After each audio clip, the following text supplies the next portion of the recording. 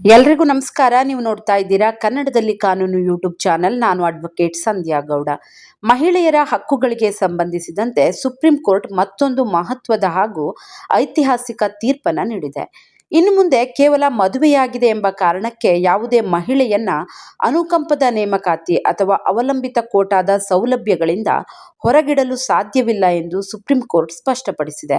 ಅನುಕಂಪದ ನೇಮಕಾತಿಯ ಉದ್ದೇಶಕ್ಕಾಗಿ ಕುಟುಂಬದ ವ್ಯಾಖ್ಯಾನದಲ್ಲಿ ವಿವಾಹಿತ ಮಗಳು ಸೇರುವುದಿಲ್ಲ ಎಂದು ಹೇಳಿದ್ದ ಅಲಹಾಬಾದ್ ಹೈಕೋರ್ಟ್ನ ಕೆಲವು ತೀರ್ಪುಗಳನ್ನು ಸುಪ್ರೀಂ ಕೋರ್ಟ್ ರದ್ದುಗೊಳಿಸಿದೆ.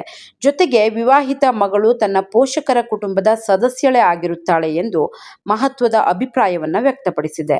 ಹಾಗಾದರೆ ಈ ಪ್ರಕರಣ ಏನು? ಸುಪ್ರೀಂ ಕೋರ್ಟ್ ಏನು ಹೇಳಿದೆ? ಈ ತೀರ್ಪಿನ ಪರಿಣಾಮ ಏನಾಗಲಿದೆ? ಈ ಎಲ್ಲ ವಿಷಯಗಳನ್ನು ಈ ವಿಡಿಯೋದಲ್ಲಿ ವಿವರವಾಗಿ ನೋಡ್ತಾ ಹೋಗೋಣ. ವಿಡಿಯೋ ನೋಡೋದಕ್ಕೂ ಮೊದಲು ಸಬ್ಸ್ಕ್ರೈಬ್ ಮಾಡಿಕೊಂಡು ವಿಡಿಯೋನ ನೋಡಿ ಅಂತ ಹೇಳ್ತಾ ವಿಷಯನ ಸ್ಟಾರ್ಟ್ ಮಾಡ್ತಾ ಇದ್ದೀನಿ.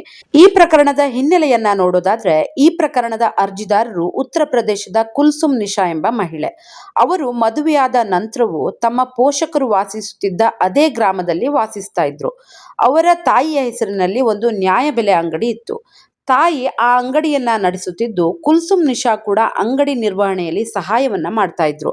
ಕುಟುಂಬದಲ್ಲಿ 4 ಜನ ಸಹೋದರಿಯರಿದ್ದು, ಅವರಲ್ಲಿ ಒಬ್ಬರು ಅಂಗವಿಕಲರಾಗಿದ್ರು. ತಾಯಿ ನಿಧನರಾದ ನಂತರ ನ್ಯಾಯಬೆಲೆ ಅಂಗಡಿಯ ಪರವಾನಗಿಯನ್ನ ಅನುಕಂಪದ ಆಧಾರದ ಮೇಲೆ ತಮ್ಮ ಹೆಸರಿಗೆ ವರ್ಗಾಯಿಸಬೇಕೆಂದು ಅರ್ಜಿಯನ್ನ ಸಲ್ಲಿಸಿದ್ರು. ಆದರೆ ಅಧಿಕಾರಿಗಳು ಅವರ ಅರ್ಜಿಯನ್ನ ತಿರಸ್ಕರಿಸಿದ್ರು. ಕಾರಣ ಏನು ಅಂದ್ರೆ, ಅವರು ಮದುವೆಯಾದ ಮಗಳು ಎಂಬುದೇ ಕಾರಣ ಆಗಿತ್ತು. ಸರ್ಕಾರದ ಆದೇಶದಲ್ಲಿ ಏನಿತ್ತು ಅಂದ್ರೆ, ಉತ್ತರ ಪ್ರದೇಶ ಸರ್ಕಾರ 2019ರಲ್ಲಿ ಹೊರಡಿಸಿದ್ದ ಒಂದು ಆದೇಶದ ಪ್ರಕಾರ ಕುಟುಂಬದ ಸದಸ್ಯರೆಂದು ಅವಿವಾಹಿತ ಮಗಳು, ವಿಧವೆ ಮಗಳು, ಕಾನೂನುಬದ್ಧ ಪತಿಯಿಂದ ಪ್ರತ್ಯೇಕವಾಗಿರುವ ಮಗಳು ಇವರನ್ನ ಪರಿಗಣಿಸಲಾಗ್ತಾ ಇತ್ತು. ಆದರೆ ವಿವಾಹಿತ ಮಗಳನ್ನ ಕುಟುಂಬದ ಸದಸ್ಯಳಾಗಿ ಪರಿಗಣಿಸಲಾಗ್ತಾ ಇರಲಿಲ್ಲ. ಈ ಕಾರಣದಿಂದ ಕುಲ್ಸುಮ್ ನಿಶಾ ಅವರ ಅರ್ಜಿಯನ್ನ ತಿರಸ್ಕರಿಸಲಾಯಿತು.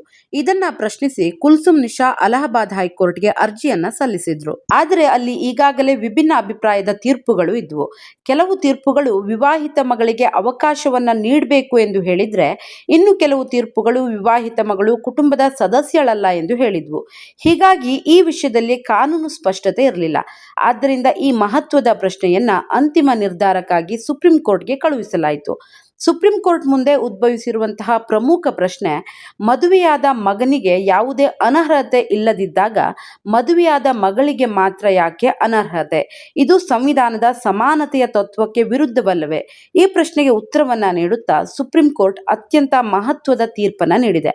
ನ್ಯಾಯಮೂರ್ತಿಗಳಾದ justice PS Narasimha, justice Alok Aradhe ಅವರ ಪೀಠ ಹೇಳಿದ್ದು, ಮದುವೆಯಾದ ನಂತರ ಮಗಳು ತನ್ನ ಪೋಷಕರ ಕುಟುಂಬದೊಂದಿಗೆ ಇರುವ ಸಂಬಂಧವನ್ನ ಕಳೆದುಕೊಳ್ಳುವುದಿಲ್ಲ. ಕೋರ್ಟ್ ಪ್ರಕಾರ ಮದುವೆ ಕುಟುಂಬದ ಸಂಬಂಧವನ್ನ ಮುರಿಯುವುದಿಲ್ಲ, ಅವಲಂಬನೆಯನ್ನ ಕೊನೆಗೊಳಿಸುವುದಿಲ್ಲ, ಕುಟುಂಬದ ಜವಾಬ್ದಾರಿಗಳನ್ನ ಅಳಿಸುವುದಿಲ್ಲ.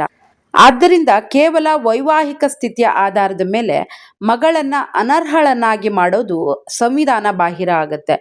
ಸುಪ್ರೀಂ ಕೋರ್ಟ್ ಹೇಳಿದ್ದು, ಇಂತಹ ನಿಯಮಗಳು ಸಂವಿಧಾನದ ಆರ್ಟಿಕಲ್ 14 ಅಂದ್ರೆ ಎಲ್ರಿಗೂ ಕೂಡ ಸಮಾನತೆ ಎಂಬ ಮೂಲಭೂತ ಹಕ್ಕನ್ನು ಉಲ್ಲಂಘಿಸುತ್ತದೆ.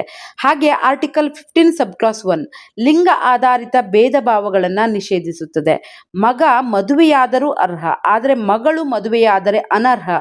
ಇದು ಸ್ಪಷ್ಟವಾದ ಲಿಂಗ ಭೇದವಾಗುತ್ತೆ ಎಂದು ಸುಪ್ರೀಂ ಕೋರ್ಟ್ ಹೇಳಿದೆ. ಕೋರ್ಟ್ ಒತ್ತಿ ಹೇಳಿದ ಅತ್ಯಂತ ಪ್ರಮುಖ ಅಂಶ, ಅನುಕಂಪದ ನೇಮಕಾತಿಯ ಉದ್ದೇಶ ಏನು? ಕುಟುಂಬದ ಮುಖ್ಯ ಸದಸ್ಯರ ಮರಣದಿಂದ ಆರ್ಥಿಕ ಸಂಕಷ್ಟಕ್ಕೆ ಸಿಲುಕಿದ ಕುಟುಂಬಕ್ಕೆ ತಕ್ಷಣದ ನೆರವನ್ನ ನೀಡುವುದು.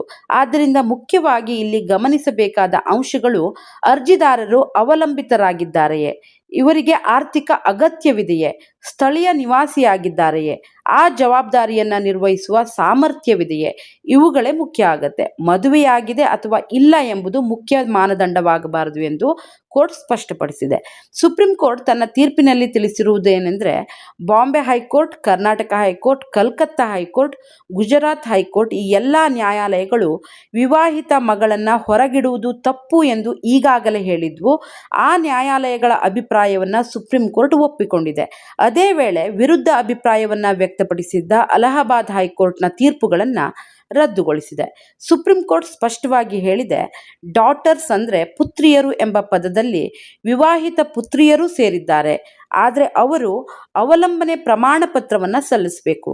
ಕುಟುಂಬದ ಇತರ ವಯಸ್ಕ ಸದಸ್ಯರಿಂದ ನೋ ಆಬ್ಜೆಕ್ಷನ್ ಸರ್ಟಿಫಿಕೇಟ್ ಅಂದರೆ NOCಯನ್ನು ಪಡೆದುಕೊಳ್ಬೇಕು. ಸ್ಥಳೀಯ ನಿವಾಸಿಯಾಗಿರಬೇಕು. ಸರ್ಕಾರದ ಆದೇಶದಲ್ಲಿರುವ ಇತರ ಅರ್ಹತಾ ಷರತ್ತುಗಳನ್ನು ಪೂರೈಸಬೇಕು. ಈ ಷರತ್ತುಗಳನ್ನು ಪೂರೈಸಿದರೆ ಕೇವಲ ವಿವಾಹಿತಳಾಗಿದ್ದಾಳೆ ಎಂಬ ಕಾರಣಕ್ಕೆ ಅವಕಾಶವನ್ನು ನಿರಾಕರಿಸಲು ಸಾಧ್ಯವಿಲ್ಲ. ಈ ಪ್ರಕರಣದಲ್ಲಿ ಸುಪ್ರೀಂ ಕೋರ್ಟ್ ಪರವಾನಗಿ ನಿರಾಕರಿಸಿದ ಆದೇಶಗಳನ್ನು ರದ್ದುಪಡಿಸಿತು.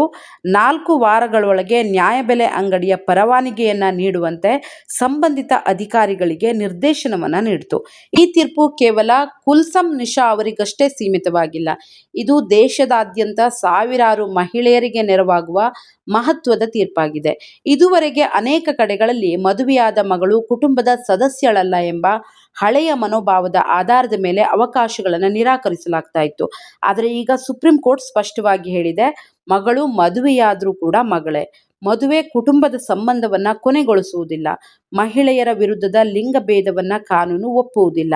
ಈ ಐತಿಹಾಸಿಕ ತೀರ್ಪು ಭಾರತದ ಸಂವಿಧಾನದ ಸಮಾನತೆ, ಮಹಿಳಾ ಹಕ್ಕುಗಳು ಮತ್ತು ಲಿಂಗ ನ್ಯಾಯ ಎಂಬ ತತ್ವಗಳನ್ನು ಮತ್ತಷ್ಟು ಬಲಪಡಿಸಿದೆ.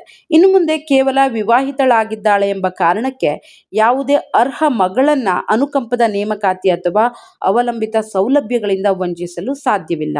ಈ ಪ್ರಕರಣದ ಶೀರ್ಷಿಕೆ ಕುಲ್ಸುಮ್ Nisha versus state of Uttar Pradesh. ಈ ತೀರ್ಪಿನ ಬಗ್ಗೆ ನಿಮಗೆಲ್ಲ ಅರ್ಥ ಆಗಿದೆ ಅನ್ಕೋತೀನಿ. ವಿಡಿಯೋ ಇಷ್ಟ ಆಗಿದ್ರೆ ಲೈಕ್ ಮಾಡಿ, ಶೇರ್ ಮಾಡಿ. ಸುಪ್ರೀಂ ಕೋರ್ಟ್ ಮತ್ತು ಹೈಕೋರ್ಟ್ನ ಪ್ರಮುಖ ತೀರ್ಪುಗಳ ಕನ್ನಡ ವಿವರಣೆಗಾಗಿ ನಮ್ಮ ಕನ್ನಡದಲ್ಲಿ ಕಾನೂನು ಚಾನೆಲ್ ಅನ್ನು ಸಬ್ಸ್ಕ್ರೈಬ್ ಮಾಡೋದಕ್ಕೆ ಖಂಡಿತ ಮರಿಬೇಡಿ. Thank you so much.